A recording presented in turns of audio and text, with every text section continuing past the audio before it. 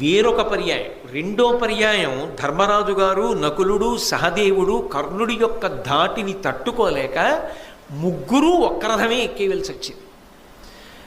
కర్ణుడికి దొరికితే చంపేస్తాడని చెప్పి ముగ్గురు ఒక రథమే ఎక్కారు. ఎక్కి ఇంకా కర్ణుడి చేతి నుంచి తప్పించుకొని ప్రాణాలతో బయటపడితే చాలన్న స్థితిని పొందారు. కుంతీదేవికి ఇచ్చినటువంటి మాట జ్ఞాపకానికి వచ్చి రెండో మాట దొరికిన ధర్మరాజుని, నకులుణ్ణి, సహదేవుణ్ణి మాత్రం చంపలేదు. కానీ చంపేసినంత పని చేశాడు.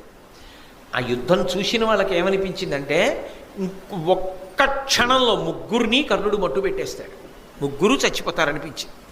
అప్పుడు శల్యుడు జోక్యం చేసుకున్నాడు. అదే సమయానికి భీముడు దుర్యోధనుణ్ణి ఆక్రమించి దుర్యోధనుణ్ణి చంపడానికి సిద్ధమవుతున్నాడు. దుర్యోధనుడు భీముడికి దొరికాడు.